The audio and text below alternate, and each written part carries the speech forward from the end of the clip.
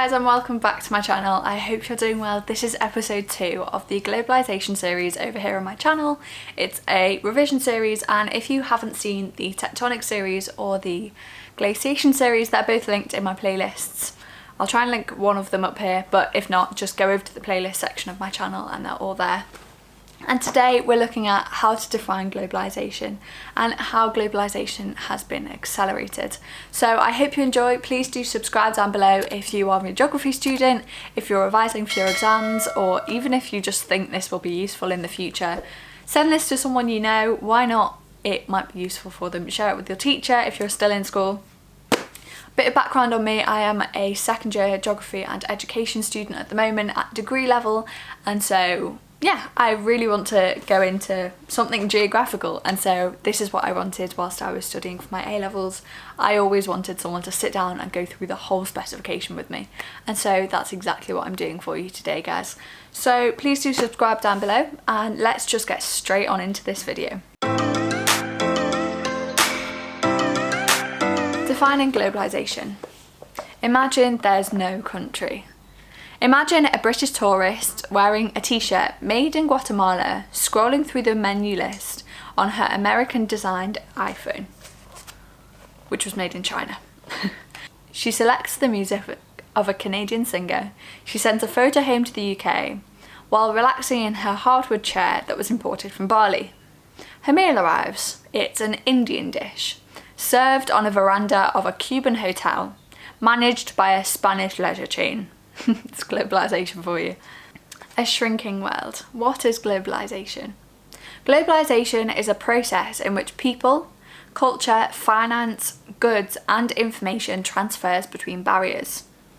In some ways, it's like a global trade that's occurred for centuries between wealthy countries who invested and manufactured and poorer countries who supplied raw materials and basic labour to produce them.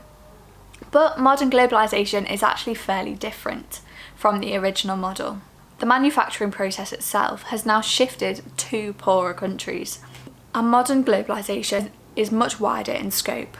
It's no longer about raw materials known as commodities or goods. It also concerns people, capital, culture and information technology. Of course, the physical differences between places remain unchanged, but communication technologies have been revolutionised, which has massively reduced the time it takes to trade and communicate globally. In a little over 100 years, the world has moved from communication taking months by ship or horseback to days by rail or telegraph to hours by plane to seconds with a click. It is called time-space compression and has led to what people refer to as a shrinking world. How globalization works. Those who make decisions to invest and manufacture overseas also help to determine consumer taste and opinions. Comes mainly from North America, Japan and Europe, as well as oil-rich billionaire investors from Russia, the Middle East and Nigeria. China, India and Southeast Asia have become manufacturers of the world. India also provides financial and IT support services for higher income countries. Global brands use the same advertisements worldwide and also dictate where products are made. Outsourcing and relocation processes are fluid and often change. The fashion industry, for example, has moved much of its manufacturing from India to China to Vietnam, Bangladesh, because costs there are even lower.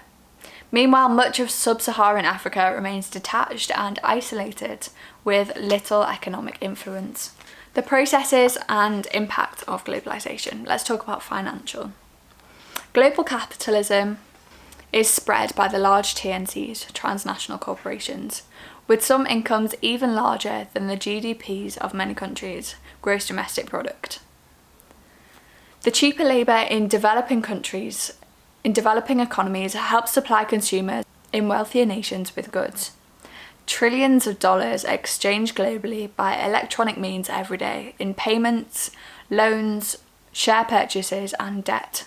Let's talk about political impacts.